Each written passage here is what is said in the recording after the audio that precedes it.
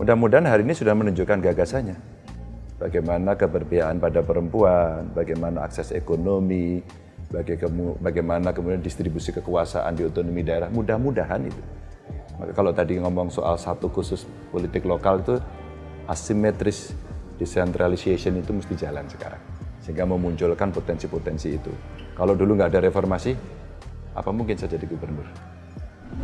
Kalau ada banyak aktivis muda-muda generasi Z kayak kalian mau berdiskusi ini, Kita masuk Z. Kayaknya saya doang ya Pak, generasi Z. masa mau saya bilang baby boomer kan nggak mungkin.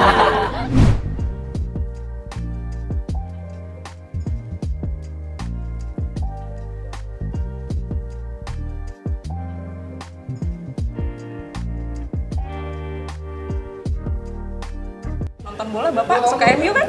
Iya. Lagi gitu. Sama kayak Juventus lah Pak. Apa tuh?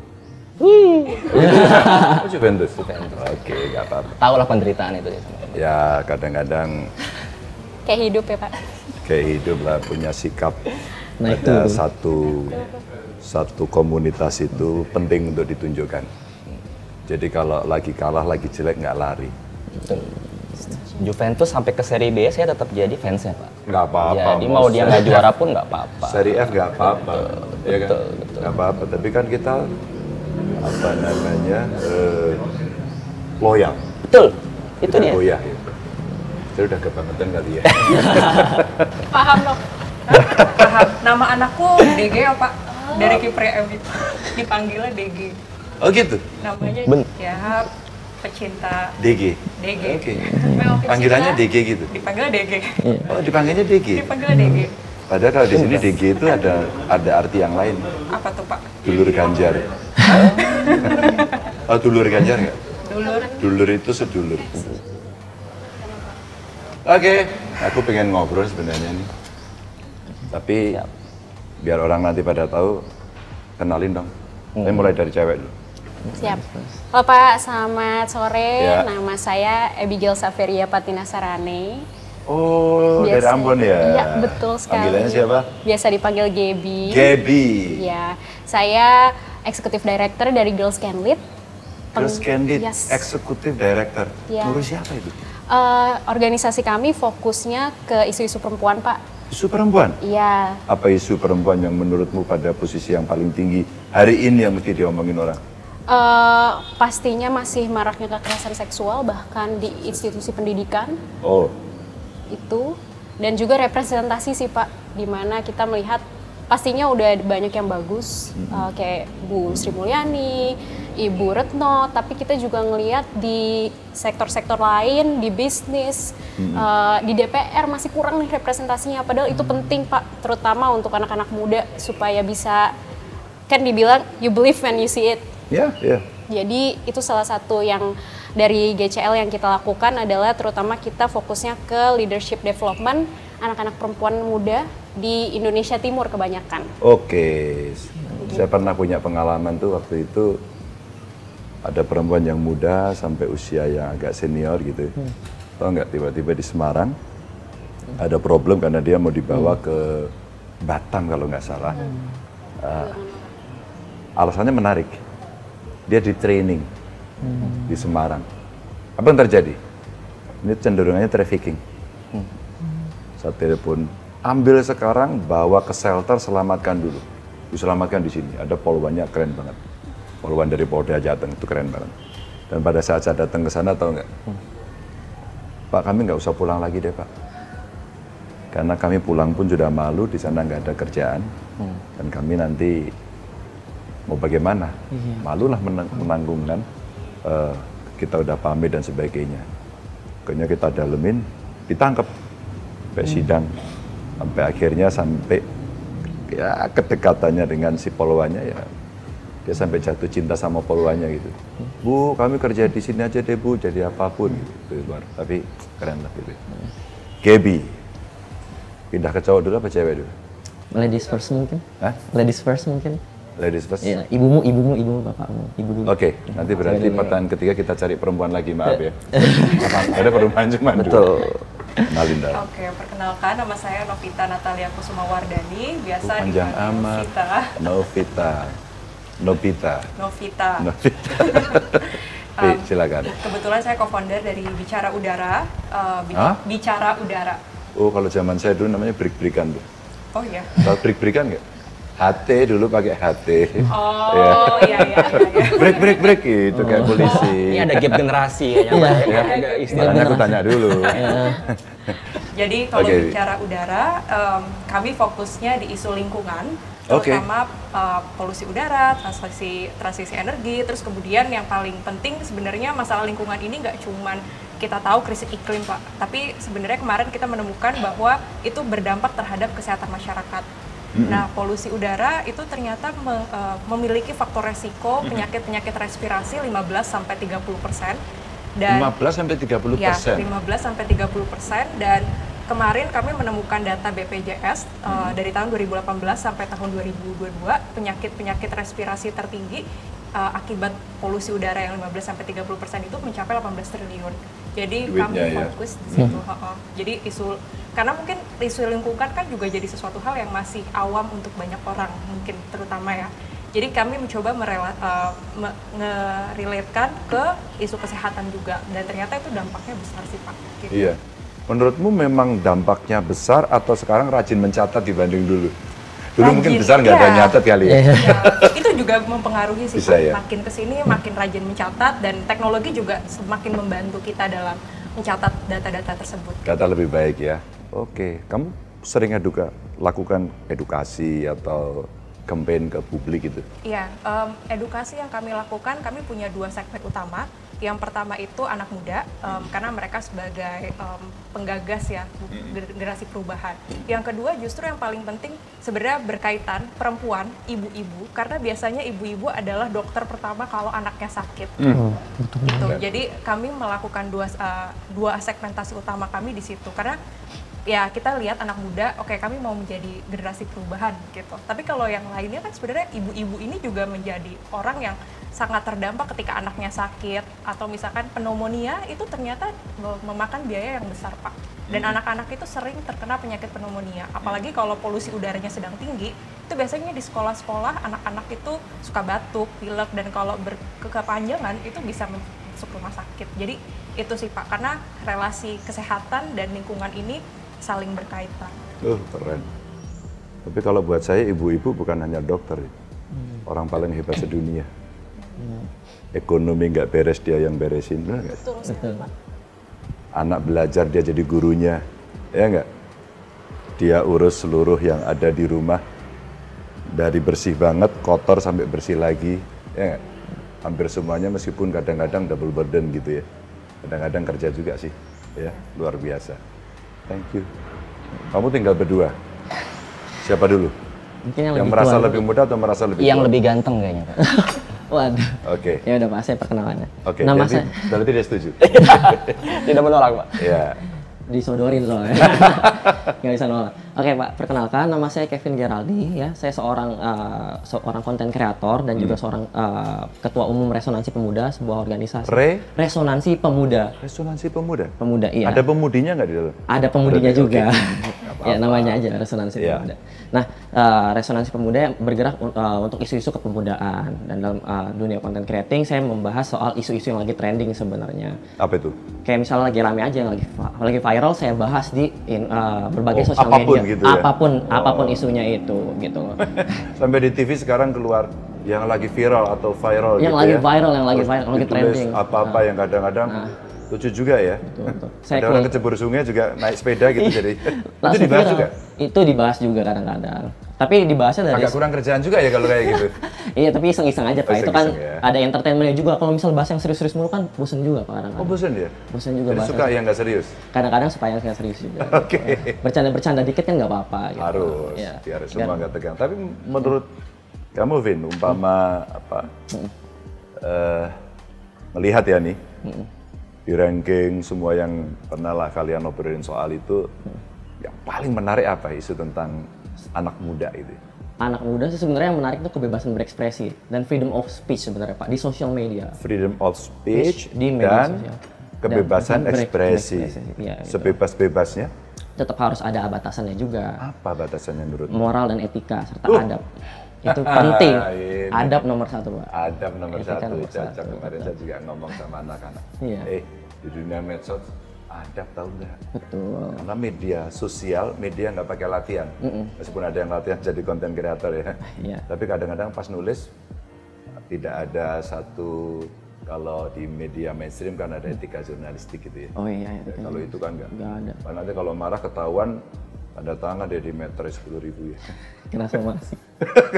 Kena somasi. Pernah nggak? Pernah kena somasi saya, Pak. Oh iya? Tapi bukan Karena ngeritik, karena jelekin, karena kontenmu keliru? mungkin karena saya mengkritikal ya. Menurut saya apa yang saya sampaikan itu nggak melanggar hukum, dan juga dia melakukan somasi dan juga diajukan tuh ke kepolisian, dilaporkan, memang tidak terkena delik apa-apa dari menurut kepolisian gitu. Jadi saya nggak masalah. Ya udah akhirnya dibatalkan itu pelaporannya gitu. Karena memang nggak ada unsur yang melanggar hukum. Saya juga paham kalau di Indonesia itu nggak bisa sembarangan ngomong juga, Pak. Ada undang-undang ITE, ada batasan-batasannya. Kita kan sebagai negara kebinekaan juga harus tahu nih batasan-batasan dalam berbicara kayak gitu. Jangan sampai melanggar hukum, jangan menyinggung sara yang istilahnya menjelek-jelekan orang, ujaran kebencian, defamasi, pencemaran nama baik, itu kan nggak boleh gitu. Dan sekarang saya juga concern di situ sih, Pak. Orang banyak yang mengkritik atau bersuara atau speak up di media sosial, kan banyak generasi sekarang tuh ya, Gen Z ya, itu speak up di media sosial tapi mereka nggak tahu batasan-batasannya sampai akhirnya kena hukum, dilaporin, kena somasi. Terus mereka kan punya influence nih, terutama beberapa konten kreator dan influencer. Mereka bisa menginfluence orang lain untuk speak up juga tapi dengan cara yang buruk gitu. Nah ini sebenarnya salah satu concern dari Resonansi Pemuda juga. Kita pengen membuat pemuda kritis, berani untuk speak up, be brave, be bold, tapi tetap ada batasannya, jangan melanggar hukum dan tahu adab dan etika. Itu Pak Resonansi Pemuda. Keren. Ya. Nanti aku ulik lebih banyak lagi. Boleh. Sebenarnya itu kali ya. Itu kali yang sering kali jadi persoalan. Persoalan, apalagi kemarin juga kan sempat ada yang viral nih Pak, yang soal Lampung. Pasti Bapak denger lah yang isu Lampung. Bukan denger tuh, mahasiswanya duduk di sini kemarin ada puluhan mahasiswa studi banding katanya gitu ke sini yang diomongin itu dari Lampung, iya. dari Universitas Lampung. Ya, satu pemuda bisa guncangkan itu Pak, sampai Pak Presiden turun gitu kan. Itu Satu pemuda bisa mengguncangkan. Bung Karno dulu pidatonya tahu nggak? Iya. Beri aku 10 pemuda yang semangatnya menyala-nyala. Itu untuk mengguncangkan. Sekarang satu loh pemuda. Satu aja. Dengan alat ya. Iya, dengan HP ya. Dengan yang biasa buat selfie itu bisa guncangan sampai Pak Presiden turun gitu. Itu kekuatan pemuda di situ, Pak. Keren tuh, Vin. Terakhir. Cerita kenalan. Kenalan dulu Pak. Nama lengkap saya Edward Gani Surya Hudaya. Oke, panggilannya? Panggilannya Gani. Gani. Simple, karena kalau Edward susah Pak. Jadi kalau saya dulu di sekolah orang suka salah. Jadinya Albert, jadinya Edward, Albert. Susah spellingnya. Akhirnya saya pilih nama tengah saja, Gani. Lo yang milih kamu, panggilan atau orang tuamu atau siapa? Orang tua saya di rumah manggilnya Edward, karena sudah terbiasa. Oke. Jadi ketika di sekolah, saya udah mulai capek, kok nama saya salah mulu.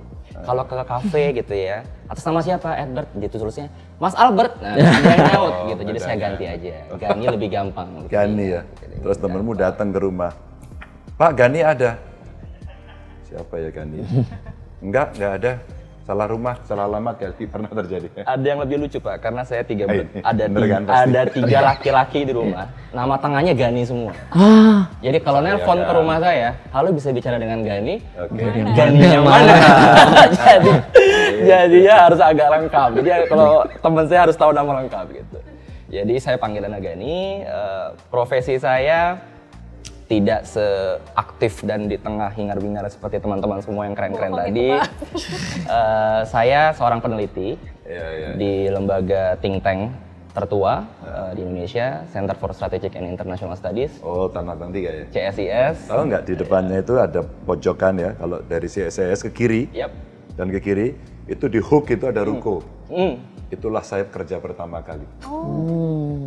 Jadi sejarahnya panjang ya Pak ya? Oh enggak, teman saya banyak di CSIS, jadi dari kalau waktu awal-awal kerja di situ, kalau lagi ada diskusi, Jar, kesini. Dulu salah satunya Niko. Saya masih ingat ada video Pak Ganjar waktu itu tahun berapa ya? 2004-2009 kita undang menjadi panelis bicara soal politik dan sebagainya. Jadi kamu udah di situ? Belum, tapi kan kita belajar sejarah Pak. Biasa. Cas merah. Jangan sekali-kali meninggalkan sejarah. Itu bagus juga. Ya masih ingat ya. Dan sekarang saya sedang sedang pergi untuk menuntaskan studi doktoral di University of Toronto. Oh, di Toronto, di Kanada ya? Di Kanada. Oke, kamu ngambil apa? Saya ambil ilmu politik, political science, majornya comparative politics, minornya public policy. Public policy. Iya. Public policy yang paling menarik untuk kamu lihat apa? Di Indonesia aja sih. Yang paling menarik, Pak, sebenarnya juga tentang topik yang ingin saya teliti nanti. Itu adalah soal hubungan pusat dan daerah. Oke. Keren. Jadi kalau kita bicara politik kan selalu ngomonginnya soal keaktifan, berekspresi, elektoral, partai, pemilu dan sebagainya. Bosan. Bukan masalah bosan, tapi kan dalam artian tertentu politik itu ujung-ujungnya adalah soal bagaimana kita govern, gimana kita bisa membuat sebuah kebijakan publik. Gitu. Dan saya tertarik itu karena dari S2 juga mengambilnya political economy di Inggris, dan sejak saat itu saya menekuni bidang itu, dan sekarang juga akhirnya memiliki ketertarikan. Karena waktu saya masih menjadi peneliti aktif, saya sering melakukan riset, melakukan evaluasi tentang otonomi daerah, bertemu dengan orang-orang daerah. Ada, kita dulu beberapa kali melakukan kerjasama dengan Kementerian Dalam Negeri misalnya, kita membantu untuk melakukan evaluasi hubungan pusat dan daerah, otonomi daerah dan sebagainya gitu. Dan kebetulan saya duduk di samping Pak Ganjar. Justru saya sebenarnya kalau tadi Pak Ganjar ingin mengulik, saya justru pengen mengulik. Apa ulikan pertama? Ini menarik sih. Ya menarik, Pak. Karena saya pernah menjadi pelaku di Komisi 2 DPR, saya pernah memekarkan, menjadi ketua panja pemekaran. Ya. Terus kemudian kita bicara bagaimana mengimprove daerah agar kemudian maju dengan otonominya. Dan ini sebenarnya bagian dari agenda reformasi loh. Ya. Mei Soeharto tumbang itu sebenarnya berikutnya adalah selain pembatasan kekuasaan presiden, salah satunya kan otonomi daerah ya. Betul. Dan undang tahun 99 waktu itu. Dan kalau menurutmu apa yang sekarang? Dan saya percaya sebenarnya kalau kita bicara soal Indonesia, pembangunan Indonesia, kita selalu fokusnya adalah di gedung parlemen, kita selalu fokusnya adalah di istana negara. Tapi saya percaya orang-orang seperti Pak Ganjar dan kepala-kepala daerah lainnya itu adalah ujung tombak dari pembangunan Indonesia.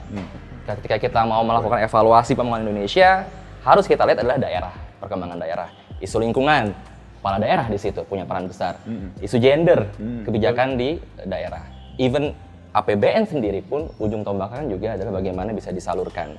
Saya punya pengalaman, Pak, melihat bagaimana memang ada perbedaan penanganan COVID misalnya. Itu sebagai saya salah satu sejarah untuk semua bidang keilmuan yang bisa memberikan kita pelajaran kan, Pak. Karena jelas masalahnya sama, semuanya tidak tahu tentang COVID, sama-sama belajar, tapi kan juga ada progres yang berbeda tiap daerah. Jadi saya melihat bahwa memang kita tidak bisa berbicara kebijakan publik tanpa tanpa fokus pada daerah. Dan saya mau tanya, Pak Ganjar secara khusus, kan sekarang kita sudah sering melihat, itu jadi perdebatan sekarang, masalah resentralisasi, bagaimana peran-peran daerah berusaha diambil ke atas karena dikatakan tidak efisien dan efektif dan sebagainya. Pak Ganjar ini kan kepala daerah dan juga mantan anggota parlemen. Apa evaluasi Pak Ganjar sebenarnya dari hubungan pusat daerah ini sebenarnya menjadi karakter politik kita, toh Pak? Menarik, karena sebenarnya waktu itu kan dituntut ya, dituntut oleh masyarakat, jangan sentralistik dong, distribusikan ke daerah, karena daerah sebenarnya juga punya kemampuan yang secara lokal itu dia bisa kerjakan. Karena ada karakteristik yang beda-beda. Indonesia gedenya minta ampun ya. Kita bicara Indonesia Timur kali ya. Di Papua. Karakteristik kulturanya berbeda, karakteristik daerahnya berbeda, sumber dayanya berbeda, termasuk alam dan manusianya. Maka ketika kemudian diberikan otonomis, sebenarnya mereka akan punya kelincahan-kelincahan yang berbasis pada lokalitas yang ada. Tapi kalau kita bicara evaluasinya, kita pernah bicara desentralisasi asimetris, asymmetrical decentralization. Satu kita pikir bahwa desentralisasinya itu jangan disamakan, jangan disamakan. Sampai di undang-undang itu kan dibuat dulu. Ketika daerah itu dimekarkan, maka pada saat dievaluasi, contoh tadi, mungkin pernah kan, Gani minta untuk evaluasi gitu ya. Dan ternyata tidak semua berhasil dalam otonomi itu, pemekaran itu. Problemnya ketika kemudian dia mau ditarik lagi sulit. Dan belum pernah ada penggabungan, yang ada pemekaran. Maka sebenarnya apa sih yang mesti dievaluasi? Ya kinerja dari daerah itu masing-masing. Apa kinerjanya? Tentu ada ujung yang mau dicapai dari semuanya kan kesejahteraan rakyat ya. Terus kemudian proses yang ada. Lalu kita melihat apakah inovasinya itu cukup positif atau tidak. Yang paling penting apa? Korupsi. Kadang-kadang distribusi kekuasaan seperti ya Lord Acton bilang ini, powernya didistribusi. Dan ini tends to corrupt juga, termasuk di daerah. Maka banyak kemudian masing-masing daerah melakukan itu. Jadi ini beberapa poin yang mesti kita evaluasi kalau dibilang. Dulu ketika sumber daya alam yang ada izinnya di pusat, kemudian didaerahkan. Apa yang terjadi? Pemilunya sekarang langsung, kemudian relatif ongkosnya tinggi, ya. Caranya mereka bisa macam-macam, dan kemudian akhirnya jatuh pada dukungan kapital yang ya mulai muncul lah. Mahal ya gitu. Padahal yang mahal itu karena mikirnya pakai duit.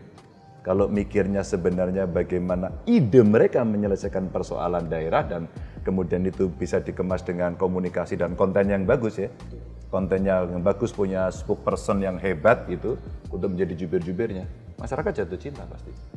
Nah, pada saat seluruh sumber daya diberikan kepada daerah, ternyata mereka punya pikiran yang berbeda dengan agenda setting masing-masing.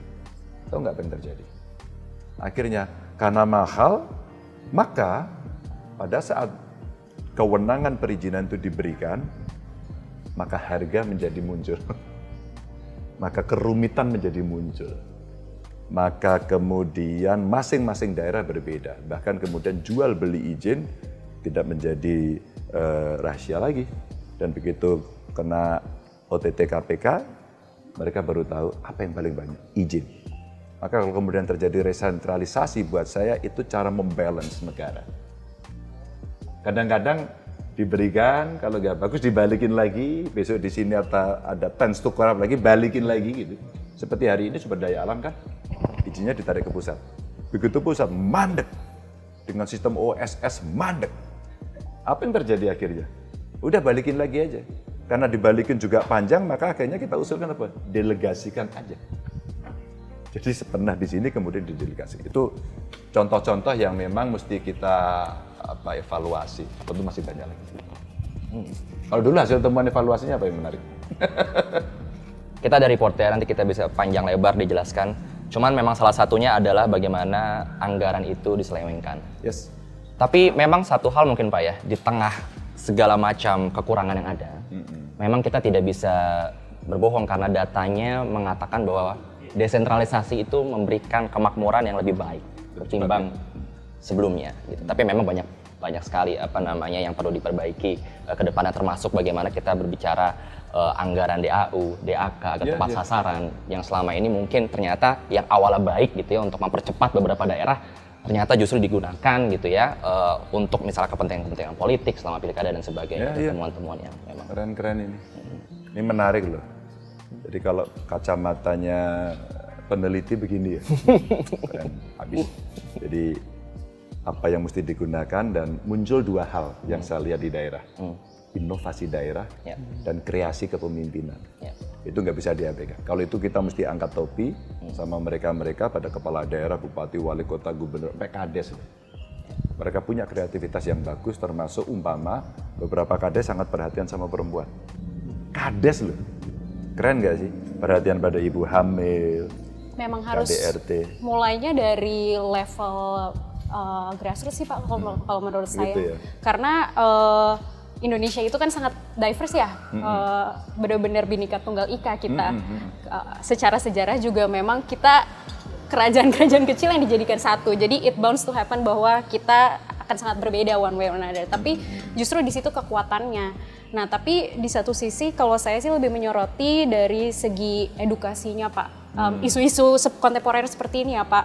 Bahkan saya sendiri kalau dari segi gender, saya ini belajar nggak pernah dari sisi formal loh Pak, sampai saya ambil S2 di Inggris baru memang fokusnya ke gender policy. Awalnya enggak ya? Enggak sama sekali tertarik Pak. Aja? Tertarik, baca, akhirnya jadi paham dan banyak ketidakadilan yang saya alami sewaktu kecil gitu ya, ketika melihat gimana ibu saya yang bekerja dan Orang selalu Dengan keren ya. iya selalu menegasikan kesuksesan anak tuh hanya ke perempuannya saja gitu. Nah hal-hal seperti itu baru saya bisa istilahnya lafalkan ketika saya membaca itu kuliah Pak, bahkan oh ternyata ini ada ketidaksetaraan toh. Iya. Ternyata ini tuh banyak hal-hal yang sebenarnya nggak adil hanya karena kita perempuan gitu. Mungkin pertanyaan saya Pak, gimana nanti ke depannya? Saya ngerasa edukasi ini tuh akar dari semuanya. Kenapa kita masih banyak bias, kenapa banyak kekerasan seksual. Apa sih kira-kira rencana Bapak atau pandangan Bapak supaya edukasi tentang iklim, tentang kesetaraan gender itu bisa masuk ke ranah formal juga Pak. Karena ini isunya udah benar-benar urgent. Dan kita nggak bisa nih cuman ngejelasin, ya mungkin kita yang punya kesempatan untuk edukasi di luar atau lebih tinggi bisa gitu ya belajar ketika kita udah cukup besar. Tapi saya rasa bagi kebanyakan masyarakat Indonesia itu udah telat Pak sebenarnya. Jangan ketika mereka udah jadi pelaku baru dikasih tahu ini tuh bias, ini tuh ada stereotip, ini tuh ada ketidaksetaraan. Jadi pengen denger sih Pak, apa kira-kira pandangan Bapak terhadap hal ini dan possible nggak sih untuk masuk nantinya ke kurikulum pendidikan, bahkan kalau bisa dari level yang paling kecil TK apa SD? Masuk banget. Saya juga tidak mengerti ketika kita tidak belajar, apalagi nggak ada riset, nggak sekolah lebih tinggi, nggak belajar formal, ya orang bisa jadi nggak tahu meskipun informal tadi bisa ya. Saya juga nggak tahu dulu. Kenapa isu perempuan umpama di parlemen tadi ya, 30%. Hampir semua nggak bisa jawab waktu itu. Dan saya juga nggak ngerti. Kalau kamu ngerti nggak kenapa 30%, kok nggak 50 atau 70? Sebenarnya kalau 30% itu kan standar internasional yang disarankan Pak untuk minimumnya. Tapi even aturan Indonesia sekarang itu kan masih disarankan di hukumnya, bukan diwajibkan. Iya. Jadi belum ada. Tapi kenapa harus 30%, tahu nggak? Kira-kira pernah dengar nggak sejarahnya? Saya sendiri belum tahu. Belum ya? Sama, saya juga nggak tahu. Ternyata standar internasional itu ada sejarahnya. Bahwa 30% suara yang ada di parlemen itu adalah sebuah kecukupan minimal untuk bisa mempengaruhi kebijakan publik. Ternyata itu. Jadi saya juga nggak tahu dulu. Saya ambil S2 politik kan. Ya. Pada saat kuliah saya sampai mengambil 2 mata kuliah khusus. Jadi gender mainstreaming dan women in parliament. Jadi saya belajar. Dan pada saat undang-undang pemilu, undang-undang partai politik itu diketok, ya kebetulan ketua pansusnya saya, kebetulan. Jadi saya nyambung nih. Dan saat itulah saya dikeroyok oleh kawan-kawan aktivis perempuan untuk bisa menggolkan 30% kepengurusan di dalam partai. Pengaruh nggak pengaruh? Maka kalau kemudian kita tidak mengerti isu ini, maka biasanya biasnya muncul dan hampir-hampir yang sifatnya pembangunan daerah tadi ya,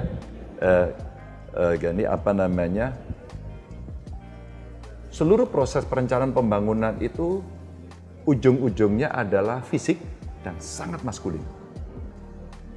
Bagaimana cara kita mengedukasi? Ini pertanyaan bagus. Affirmative action untuk isu perempuan mesti dilakukan. Pelajaran yang saya dapat dulu begini. Kalau suara perempuan tidak terlalu banyak terwakili, apakah di eksekutif, di legislatif, di kelompok masyarakat, termasuk aktivis tidak menyuarakan, maka ibarat orang bertepuk sendirian, suaranya kira-kira begini. Hampir semua tidak terdengar. Maka kalau banyak orang, suaranya mulai agak terdengar. Tapi belum terlalu keras. Begitu banyak orang berbicara akan lebih keras lagi, apalagi kalau kemudian semua berbicara. Itu suara cara memberikan pengaruh kepada publik. Apa kemudian yang kita lakukan dengan itu? Nah ini menarik. Terus jadi kepala daerah ceritanya. Dari jadi anggota parlemen jadi kepala daerah. Apa ya? Saya pernah didatengin beberapa peneliti, termasuk peneliti asing. Pertanyaan dia hanya satu. Pak Ganjar, kenapa Anda setiap perencanaan pembangunan atau musyawarah perencanaan pembangunan selalu melibatkan 3 kelompok? 1 perempuan, 2 anak-anak, 3 penyandang disabilitas. Berarti, masuk ini. Jadi apa yang saya desain, saya bayangkan kena di orang. Ternyata orang betul-betul tarik. Itu nggak prakteknya kayak apa? Setiap musyawarah ini kan biasanya yang diundang pemerintah, camat, kepala dinas gitu ya. Ada representasi kelompok masyarakat. Silakan mau tanya siapa? bupati menyampaikan, camat menyampaikan, kepala desa menyampaikan, Pak jalan saya rusak. Kayak cerita tadi. Pak jembatan saya rusak. Ya. Pak saya butuh bangun gedung ini, gedung itu. Lupa. Orang berbicara bagaimana nasib ibu hamil. Lupa mereka berbicara anak-anak mesti aman dimanapun. Maka pada saat saya pernah upload, nggak sengaja sih. Pak Ganjar. Saya hanya buka kaca mobil saja terus saya diam. Ada 2 anak kecil. Pak Ganjar. Kemudian dia tanya, Pak Ganjar? Bukan. Iya Pak Ganjar. Siapa Cok? Gitu dia bilang. Lucu ya dia anak-anak. Saya biarkan dia bahagia, dia berani menyapa, ekspresinya senang, saya udah ikut senang. Anak-anak ini bahagia. Pakai sepeda di tengah kampung, desa banget, nggak ada orang lain. Bukan. Terus saya bilang, siapa? Tuh Giman, saya bilang gitu. Terus dia ketawa. 50 juta yang nonton. Dan setelah itu saya diomongin, dasar politisi receh. Tapi di balik itu tidak ada yang tahu message saya. Anak-anak mesti kamu lindungi dimanapun. Kalau toh dia bukan anak biologismu, itu adalah anak-anak sosial. Saya sampaikan seperti itu. Itu perempuan. Cerita trafficking tadi, cerita anak-anak, cerita ibu yang mau melahirkan tapi sulit akses. Termasuk cara kita berpikir dalam pembangunan. Ini tadi pertanyaan otonomi daerah. Kita ini maritime base. Beberapa daerah memang lautan. Jadi kalau kita tidak punya pemikiran maritime, ocean base untuk membangun, maka kita lewat. Akhirnya apa? Sistem transportasi itu adalah membuat jalan dan pengadaan kendaraan ambulan, transportasi umum. Kok tidak ada yang berpikir umpama di Maluku ya? Iya. Cerita apa? Kapal. Itu sangat membantu Pak. Waktu itu saya mengadakan pelatihan di Maluku, ada satu peserta saya datang dari Seram Timur bagian barat ke Pulau Ambon. Timur bagian butuh barat. 2 hari Pak. Dan itu pertama kali dia ke ibu kota di provinsinya, cuman untuk ikut pelatihan kepemimpinan ini. Jadi dari Seram betul-betul serem jadinya ya? Iya. Karena aksesnya Itu jauh, naik kapal plus naik masih jalan darat Pak. Allah. Segitu, dan itu lagi-lagi kalau ke isu perempuan, banyak sekali perempuan terutama di rural yang Kalah. ya hanya karena kalah karena nggak ada aksesnya, entah itu pendidikan, transportasi. Maka saya punya pemikiran gini, bagaimana kemudian treatment kita untuk itu dalam konteks pembangunan, dalam konteks perlakuan dalam pemerintahan. Jadi ketika cerita governance tadi mesti berjalan, agar tidak keliru, maka pelajaran yang saya dapat di kampus dulu gini, perempuan kalau sama laki-laki, kalau lomba lari itu tidak bisa garisnya, apa nih ya, dari sini, finishnya di sini. Tidak bisa semua startnya di sini. Ini perempuan, ini laki-laki terus, 1, 2, 3, lari. Tidak bisa. Kalau seperti ini tidak adil. Maka kalau mau lomba lari, ini laki-laki, perempuannya di sini. Affirmative actionnya dikasih, makanya menjadi fair. Silakan malu, dor, terus kemudian lari.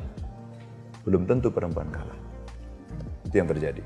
Ikuti. Nah, ketika kemudian ini muncul, apa dan bagaimana perlakuan itu? Mulai dari perencanaan pembangunan, dia saya libatkan. Halo Bapak Ibu, dengerin suara perempuan. Maka ketika kita akan mendesain pembangunan itu, siapkan. Bahkan guru saya dulu menyampaikan bahwa urusan toilet, baru kita sadari. Kenapa ukurannya harus berbeda dan harus lebih luas perempuan? Karena memang kebutuhan dia jauh lebih banyak di situ. Laki-laki kayaknya lebih gampang ya. Gitu ya kalau kita lihat. Pak Ganjar, saya boleh potong nggak Pak? Oh boleh dong. Ini menarik soal tadi topiknya GB ini. Kan berarti kan solusinya itu kan afirmasi ya tadi. Pak Iya, Ganjar afirmasi. bilang. Memang di seluruh dunia kan sistem politik untuk keterwakilan perempuan itu butuh afirmasi action Betul. gitu ya. Institusi dibikin. Iya, iya. Tapi pertanyaan saya menggelitik Pak, karena banyak yang bilang 30% dan sebagainya itu belum maksimal. Tapi pertanyaan saya bukan di sistemnya Pak. Oke. Menurut Pak Ganjar, pengalaman selama ini ya sebagai politisi dan sebagai kepala daerah, sebenarnya perempuan-perempuan yang sudah dikasih tempat justru, mereka yang di parlemen, mereka yang menjadi elit, apakah mereka sendiri sudah punya perspektif gender gak sih? Dalam artian, apakah mereka sendiri sebagai perempuan di politik sadar peran mereka untuk bisa mendorong mereka-mereka yang belum punya akses? Good point. I beg to differ. Nah, coba kamu Itu defense bukan nggak? argumen, itu pertanyaan. Iya. Itu pertanyaan. Nggak apa-apa, nggak Itu apa-apa. pertanyaan. Sebelum ke saya, aku mau lempar ke kamu dulu. Kelihatannya kamu kelihatan benar. Silakan, Gaby. Aku bisa Itu kok. pertanyaan, Nggak bukan apa-apa. argumen, Nanti, pertanyaan. nggak apa-apa. Kamu tanya. Dan ini tentu ada backgroundnya dong. Iya, Baca lah. Soal aktivitas. Kalau kamu gimana? Kalau- Kalau dikasih gimana? Kira-kira gitu ya. Tapi Dia kalau siap Gaby yang jawab, nggak? nanti Pak Ganjar agak bias jawaban Gaby. Bias ya? Gimana? Aku dulu, Gap. Aku dulu, Iya, Gap. silakan. Sorry, aku dulu, Gap. Benar. Apakah mereka siap? Belum semuanya siap. Tapi menunggu kesiapan itu menunggu godot. Aku bela, tenang aja. Siapa? Menunggu persamaan adalah menunggu godot. Karena peran itu tidak pernah diberikan karena gap tadi, gap ya Gaby, gap itu terjadi. Maka kemudian kita berikan kesempatan dengan afirmasi itu. Ketika kemudian diberikan, apakah mereka sudah begitu? Ya konteks praktis lah di sini dulu. Konteks pemilu, Mama. Apakah woman vote woman? Tidak. Tidak faktanya. Ketika ada pilihan, apakah mereka mau untuk memilih itu dengan segala kekurangannya? Itulah kesempatan. Saya katakan belum. Maka bagaimana cara melakukan itu? Kita edukasi. Bahwa kamu kalau di situ, perjuangkan soal itu. Hari ini yang paling ramai apa? PRT kali ya? Iya. Mana yang lebih banyak memperjuangkan? Perempuan.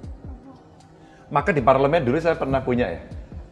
Teman-teman saya sering juga diskusi dengan mereka kaukus perempuan untuk ini.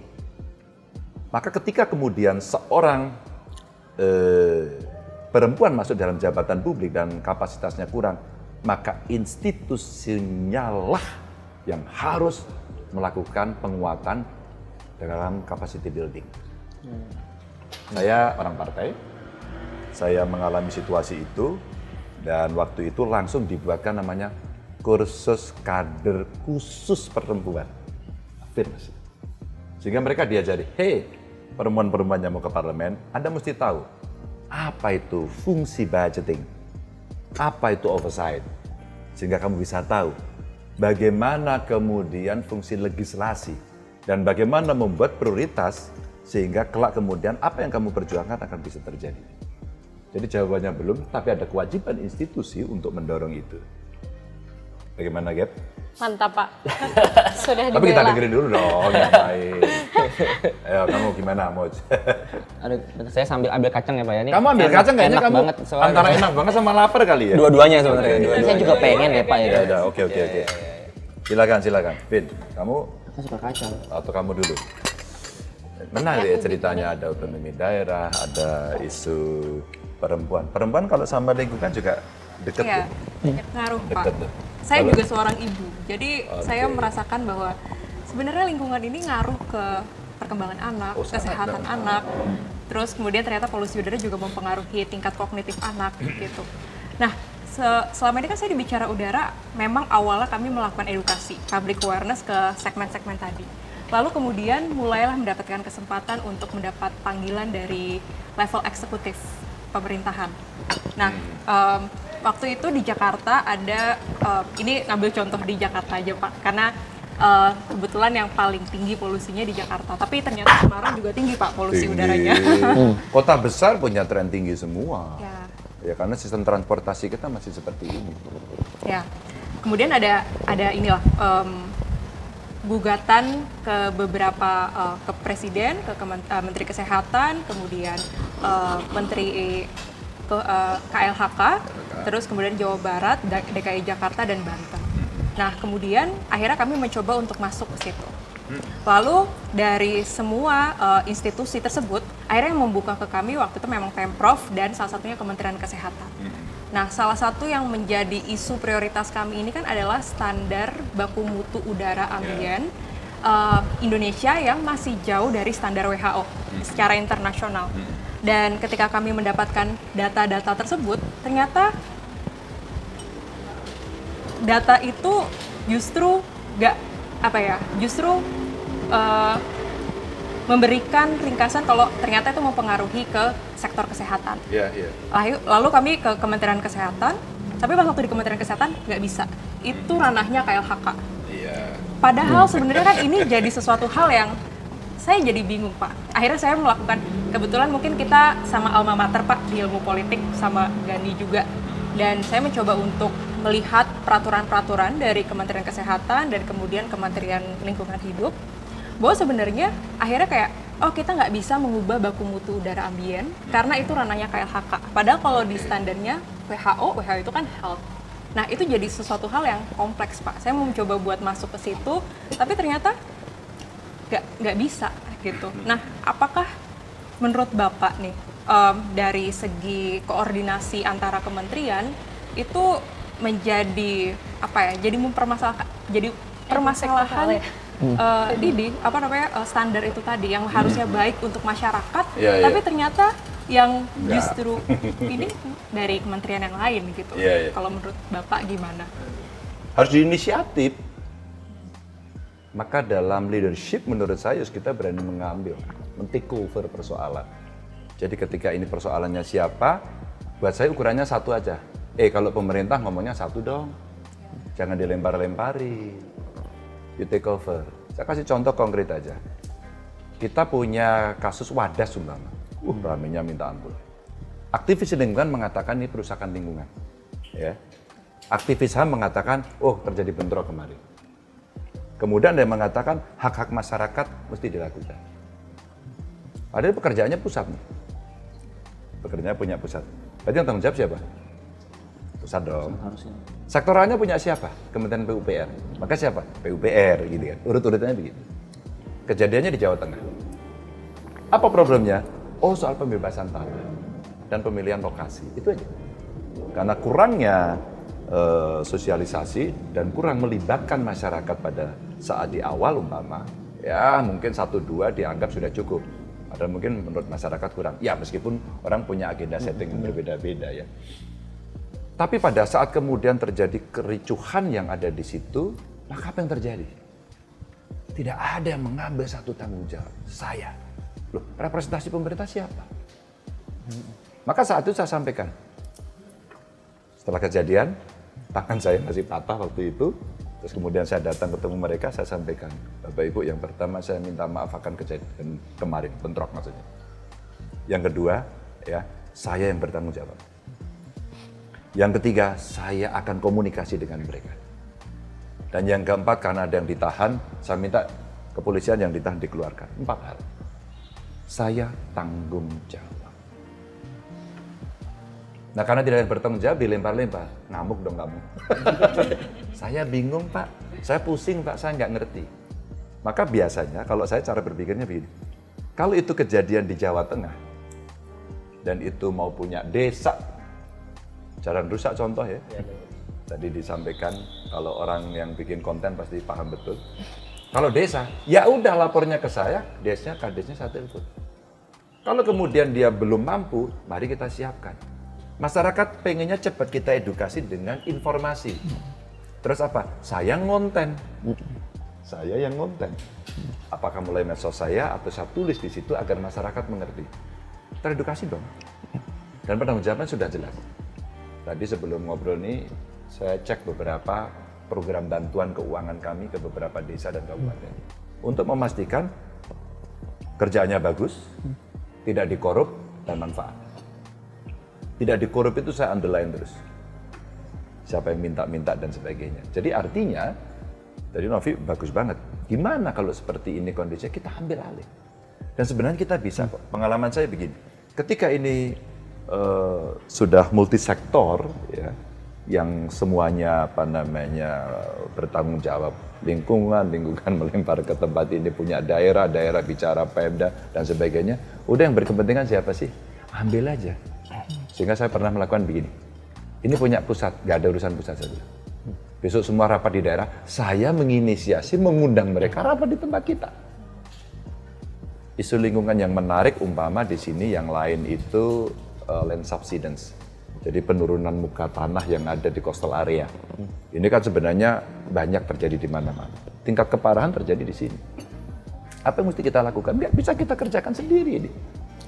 Maka saya harus mengambil inisiatif. Maka ketika jalan tol dibuat dari Semarang, Demak umpama ya, dulunya lurus begitu. Itu sudah menggusur warga, potensi konfliknya tinggi, kita mitigasi. Akhirnya saya minta dibuat lewat tengah laut. Sehingga beberapa area akan dikunci oleh itu. Dan ini sekaligus menjadi seawall. Ini nanti akan kering. Tapi masyarakat kita edukasi. Yang kedua, yang belum bagaimana? Kita edukasi agar mereka lebih adaptif. Tapi yang di sebelah kecil ini punyanya kabupaten. Yang gede banget punya pusat. Lalu kami bagaimana? Ada provinsi nggak gede. Ganjar, kamu jangan lari dari tanggung jawab dong. Iya. Akhirnya semua rapat di ruangan ini, dari jalan tol, PUPR, PMK, saya pimpin sendiri. Saya tidak mau desain ini. Saya dengarkan apa kata masyarakat dan pakar, kemudian kita buat. Jadi kalau kita bicara kondisi itu, ya kalau nggak bersama nggak bisa. Kalau Jakarta load-nya udah tinggi ya transportasinya, ngaturnya sampai semua pusing. Maka era Pak Jokowi dulu, getol betul, transportasinya diturunin di bawah bumi. Kita terlambat 30 tahun gitu. Kita turunkan di bawah bumi. Tapi yang di atas bumi apa? Ya, kita pikir juga sudah habis gitu. Ternyata enggak, ada problem sosial. Naik mobil sendiri itu gagah kali. Ya enggak? Misalnya kendaraan pribadi ya Pak? Bener nggak? Betul. Show-nya begitu. Saya lihat Perdana Menteri Inggris yang naik bis kota sendiri gitu, itu bisa. Tapi itu kultur yang ada di sana. Di kita masih enggak. Miskin lu. Nggak keren lu gitu kan. Dan koneksinya juga Pak. Betul. Dan koneksinya juga. Dan koneksinya juga. Maka kalau kita belajar dari negara yang lebih dulu melakukan, maka kita mesti siapkan. Maka hari ini ide umpama transisi energi ya, menuju energi yang lebih bisa diperbarui, energi baterai gitu ya. Yang mau tidak mau mesti disiapkan. Maka perdebatannya kemarin secara politik, insentifnya untuk orang kaya. Nah, buat saya bukan itu. Kita mau memperbaiki lingkungan nggak? Kita mesti keluarin umpama power plant yang pakai coal base gitu ya. Orang bicara ini pencemarannya tinggi. Kita kalau belum punya, ya sudah pakai itu, tapi cari teknologi tinggi. Umpama ultra super critical. Kita punya satu, wah saya handle itu, digebukin saya. Gebukin semua, wah perusak lingkungan, bla bla bla. Tapi tidak teredukasi semuanya. Maka saya datang ke Yokohama, karena teknologinya dari sana saya tanya, ini mencemari nggak? Kami punya ini Pak, di Yokohama. Dan ini teknologi ultra super critical yang bisa menangkap banyak fly ash-nya itu. Dari fly ash-nya itu ditangkap semua dan kita turunin.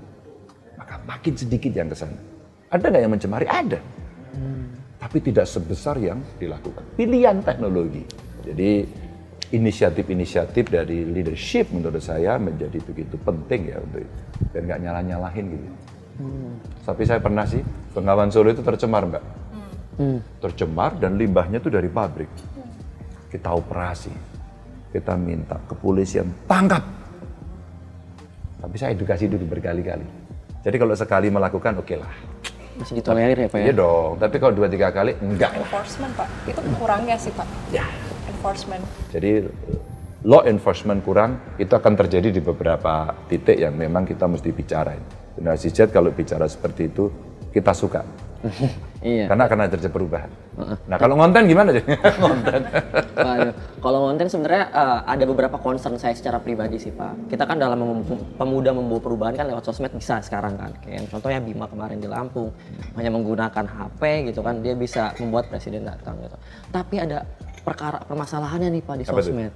Yang sekarang lagi marak tuh isu buzzer Pak. Buzzer, oke. Buzzer politik Ya, itu ya, ya. di mana-mana dan sampai dibilang mengganggu demokrasi nih Pak. Gitu. Kerap kali ditemukan kalau misalnya kita punya perbedaan pendapat atau perbedaan opini dari para buzzer ini ya. Entah itu buzzer kan kiri kanan atas bawah ada Pak. Ya, Kiri kanan atas bawah ada. Ada yang pendukung buzzernya si ini lah si itu gitu. Ada yang bayaran lagi? Ada yang bayaran dan itu udah jadi fakta lapangan sih Pak.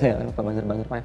Cuma permasalahannya buzzer-buzzer ini tuh merusak demokrasi dengan cara mereka membunuh karakter orang yang mengkritik Pak. Mereka melakukan teror, mendoxing. Dan saya juga nggak sekali dua kali sih dapat gitu. Kena ya? Kena juga. Dan itu dari akun-akun yang berdalih NKRI nih Pak.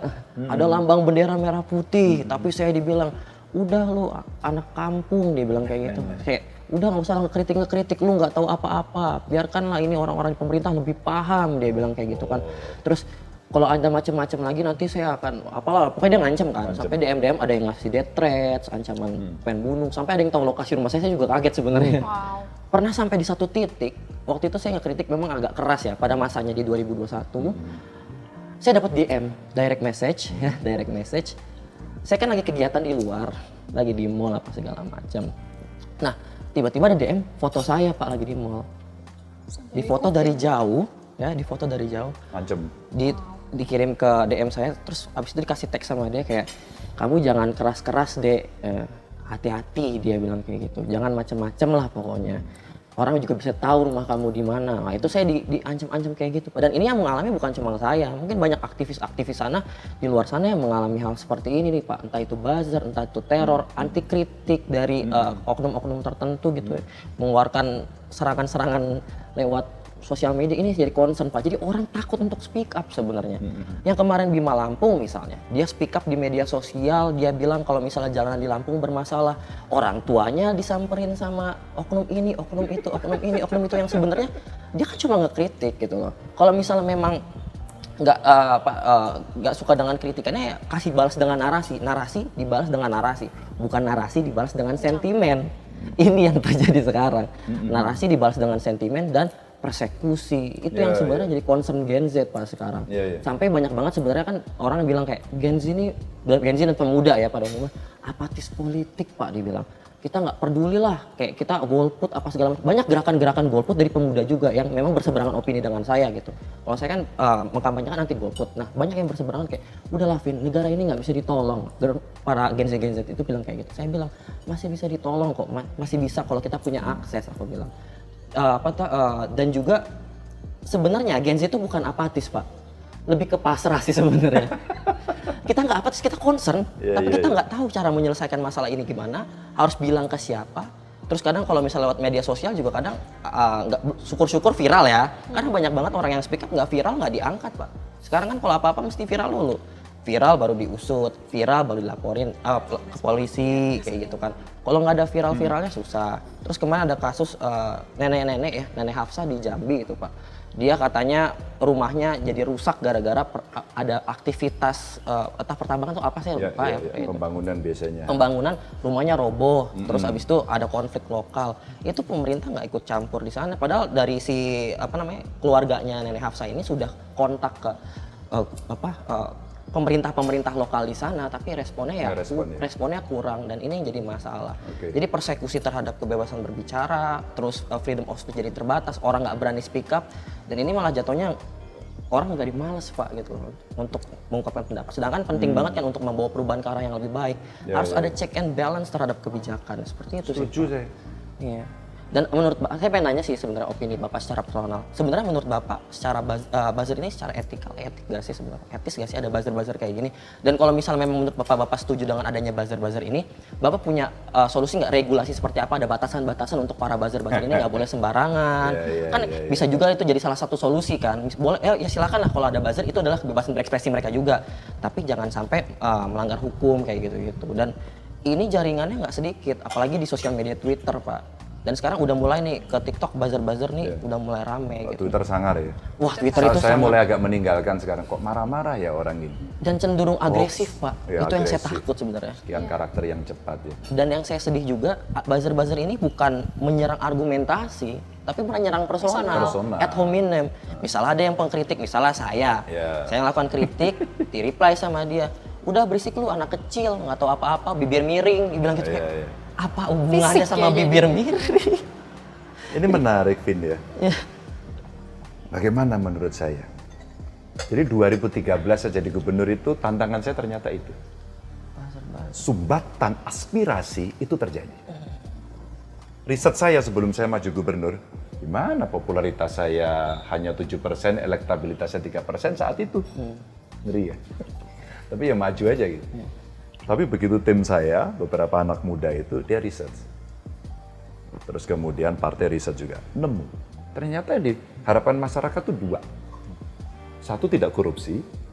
Dan yang kedua yang menarik, tidak menipu. Biasanya politik itu kalau sudah politisi maksud saya, udah jadi begitu, terus kemudian tidak menepati janji. Janjinya diabaikan itu ya Pak Diabaikan. ya. Maka jadilah tagline saya waktu itu. Tidak korupsi dan tidak menipu. Bahasa Jawanya mboten korupsi, mboten ngapusi. Bagus kan? Bagus itu. Catchy banget. Tagline aja. Bagaimana kemudian pelaksanaannya? Vin, yang kamu omongin tadi, bener. Jadi awal-awal, ya waktu saat saya jadi gubernur, itu langsung kita buka kanal untuk mengadu. Semua diaduin, ya. Semua diaduin. Saat itulah sebenarnya kita lagi uji mental. Kalian sekolah dulu ya kira-kira ujian skripsi sampai deg-degan ya, lulus enggak gitu. Cecer juga kan? Cecer juga. Sebenarnya ujian mental. Siapa yang diuji? Birokrasi. Untungnya nih, saya orang luar. Saya bukan birokrat karir di pemerintah Provinsi Jawa Tengah. Begitu saya masuk, ikut saya dong. Lalu kami mulai buka, saya wajibkan seluruh OPD saya, dinas saya, harus punya akun medsos. Dimulainya dari mana? Twitter waktu itu. Dan mesti centang biru. Oh iya. Jadi ya tidak semuanya, kayaknya mostly centang biru. Apa yang terjadi? Dihajar habis tiap hari. Dimaki-maki habis tiap hari. Jadi waktu rapat tuh saya lihat wajah staf-staf saya stres semua. Saya bilang, ini ujian mental baru pertama, belum yang kedua nanti. Apa yang terjadi kemudian, kita membuat kebijakan wajib itu tanpa disadari, akhirnya memaksa dia untuk melakukan layanan. Dia akan merespon komplain dari publik yang muncul. Tahu nggak akhirnya? Dulu itu kalau orang belajar manajemen itu ada finance for non-finance. Orang belajar keuangan tapi tidak dari departemen keuangannya. Itu dulu. Sekarang saya bicara humas for non-humas. Jadi PR-nya for non-PR. Jadi mereka yang bukan di sektor atau dinas kehumasan, mereka harus punya humas sendiri-sendiri. Bagaimana cara saya memaksakan dia? Bapak Ibu, mulai besok saya kasih kesempatan untuk berlatih. Anda harus merespon 2 kali 24 jam. Semua akan direcord dan hasil rekaman semua yang recorded itu akan masuk dalam dashboard saya. Nah, saya kewalahan. Gimana caranya? Akhirnya saya ketemu kampus Udinus namanya, Universitas Dianuswantoro ya. Pak Ganjar saya lihat, Pak Ganjar tiap hari ngomong di koran, di TV seperti itu. Mau nggak Pak sahabatan sistemnya? Dibuatlah kemudian kanal web-based dengan lapor GUP. Sekarang jadi aplikasi dan kamu boleh download. Habis itu apa? Kurang ternyata. Nah, kalian bisa dong buka aplikasi, tapi ibu-ibu yang di gunung nggak bisa. Yang di remote area nggak bisa. Maka akhirnya kita minta mereka, kami maksudnya mereka teman-teman humas kami untuk buka kanal telepon duduk. Telepon duduk kita bikin. Orang mau datang ke Pemprov, WA, SMS, web, aplikasi, semua kanal kita buka. Banjir. Saat itulah seluruh energi kayak kalian tadi, kayak kamu tadi Vin ya, wah saya dibully, masuk semua. Ngamuk semua nih teman saya. Wah kami merasa dilecehkan. Enggak, karena selama ini kita tidak pernah memberikan pelayanan yang excellent. Kita jelek, kita buruk, kita korup, kita minta-minta, kita mempersulit. Itu kan image-nya. Maka lama-lama terlatih. Tahu nggak sekarang? 1 kali 24 jam. Nanti akan muncul infografisnya tinggi. Kalau nggak saya telepon. Kepala dinas ini sudah laporannya ternyata udah 3 minggu. Anda sudah bosan jadi kepala dinas. Maka ketika kemudian kejadian di beberapa provinsi yang lapor viral gitu, saya sampaikan, ini era viralisme, paham baru ini. Ketika pemerintah tidak merespon dengan baik, dunia digital memaksakan itu. Suka tidak suka. Maka dalam situasi kondisi ini, sosiologisnya sudah berubah, sudah terjadi shifting paradigm. Ini sudah terjadi. Sekarang tahu nggak, Fit? Semua sudah terbiasa. Mental mereka sudah ya seperti pendukung MU lah gitu ya. Tapi berarti ya eksistensi dari buzzer itu nggak masalah nih Pak, biarkan saja. Ini pertanyaan berikutnya yang bagus. ketika Pak Jokowi 2 periode ini memenangkan kontestasi, pada saat itu dunia digital dipakai untuk kampanye, dan anak-anak kayak kamu, Vin, itu banyaknya minta ampun. Maka kampanyenya bergeser dari dunia real ke dunia lain. Bener ya? Dunia lain kan ini, maya ini. Nah, masuklah ke tempatnya si maya ini. Disitulah kemudian orang masuk. Tapi memang tidak ada filternya. Saya tuh punya pikiran gini, Kongres Buzzer yuk. Kongres Buzzer. Kongres Buzzer. Hai para buzzer, kita kumpul yuk. Kita buat code of conduct yuk. Kita belajar etika yuk. Nanti kita panggil para senior jurnalis untuk mengajari kita. Di tengah kebebasan ekspresi itu ada kewajiban, ada hak dan kewajiban. Maka ini yang kemudian akan menjadi etika orang. Karena dalam konteks demokrasi dan digital demokrasi, kalau boleh saya sebut itu ya, ini nggak bisa ditinggalkan. Nggak bisa. Maka di situ perlu pendidikan literasi digital, termasuk literasi untuk ya orang menyampaikan pendapat, berekspresi agar kita tidak menyakiti. Boleh dong, tapi saya suka tadi. Kamu ngomong apa aja, silahkan. Kamu maki-maki boleh, kamu ini boleh, tapi sopan. Maki-maki nggak sopan ya. Tapi maki-maki subjektif juga sih Pak. Ada orang yang, kalau di Twitter kan kita nggak tahu intonasi berbicara dari tulisan itu kayak gimana. Ada orang yang menganggap wah ini kayak kasar nih. Ada yang menganggap ini nggak terlalu kasar, kan subjektif juga tuh, Pak. Kan tinggal diomongin. Mana yang masuk kategori kasar dan tidak, umpama nih. Indikator-indikatornya gitu. Bener, karena kan tidak ada intonasinya karena itu teks gitu ya. Tapi ketika, maaf ya, Bi, Babi, aku mau ngomong sama lu, Bi, gitu. Kasar dong. Itu kasar sih Pak. Kasar dong, ya. Itu sudah jelas sih Pak. Iya dong, ya. Terus kamu, maaf ya, orang bilang, Jawa lu. Wah itu rasis Pak. Bener nggak? Maka nggak bisa. Nah artinya apa, edukasi dan literasi ini mesti kita lakukan. Saya membayangkan itu ya. Kayak kemarin supporter bola gitu. Kita kongres supporter yuk. Terserah lah, Munas juga boleh, ngobrol juga boleh. Pokoknya kita bikin code of conduct soal itu. Tapi pertanyaan menarik nih Pak. Apa tuh? Oke, let's say kita membuat kongres buzzer nih Pak. Apakah buzzer-buzzer ini mau datang? Pertanyaannya adalah buzzer-buzzer mostly yang ada di sosial media. Itu akun-akun anonim yang nggak jelas siapa orangnya, namanya siapa. Mungkin kalau misalnya buzzer-buzzer influencer kita tahu lah orangnya siapa-siapa kayak gitu. Cuma buzzer-buzzer akun anonim ini mereka nggak, menurut aku pribadi secara personal akan sulit untuk datang dan malas untuk datang. Ngapain mereka? Ya namanya robot kan nggak mungkin datang. Tapi kalau representasi buzzer-buzzer atau orang apa namanya netizen ya, yang bisa berkumpul dan kemudian dia mau dan kemudian dia bersepakat, kita sepakat yuk yang gitu nggak boleh yuk. Kita sepakat yuk. Itu nggak boleh, itu kita coret. Maka kalianlah yang merepresentasikan itu. Loh kok enak aja kamu, kamu nggak datang aja nggak berani. Ntar bikin ini ya Pak, Asosiasi Buzzer Indonesia, ABI. Setidaknya, maka kemudian etikanya kemudian mereka akan mendapatkan itu. Iya sih, jadi ada wadahnya sih Pak. Ada wadahnya, dan kemudian perlu nggak ini dimasukkan dalam regulasi? Mungkin pertanyaan pentingnya ya, mungkin ini saya agak terbersit soal karena kita berbicara soal buzzer dan sebagainya. Saya mau tanya ke Pak Ganjar. Ya. Pemilu pasti ada pendukung. Ya, ya. Jumlahnya kita mungkin tidak tahu. Betul. Dan tidak bisa dikontrol. Tadi kan kita ngomongin sistem dan sebagainya. Pertanyaan saya, kalau ada orang yang mengklaim mendukung Pak Ganjar, Iya, iya. dan dia melakukan hate speech, Ya. dia melakukan incitement untuk kekerasan, Ya. apa yang akan Bapak Ganjar lakukan? Ya. Tapi bagi saya agak lame ya kalau kita pembahasannya pendidikan politik. Itu kan hal yang slow proses. Iya. Tapi kita tahu pemilu itu sempit sekali dan itu terjadi gitu. Iya, iya. Apa yang akan Pak Ganjar lakukan kepada orang-orang itu? Apakah akan keras ataukah membiarkan saja, misalkan kayak ya siapapun itu kan mereka bisa klaim aja itu pendukung Pak Ganjar. Iya, iya. Kira-kira Pak Ganjar. Iya, sama kayak soalnya banyak banget dari kritikus yang juga bilang, kayak contohnya Pak Rocky Gerung bilang, wah buzzernya dipelihara oleh istana misalnya kayak gitu. Itu gimana tanggapan? Ya nggak apa-apa. Ada model beliau yang juga keras ya, dan kemudian dia menjadi sumber kebenaran gitu sendiri. Terus kemudian saling melihat. Nah, ini sebenarnya biasa saja kok dalam konteks pembelahannya itu, yang sini akan mengatakan benar, yang situ akan mengatakan benar. Sama dengan politik, kamu diajak nggak?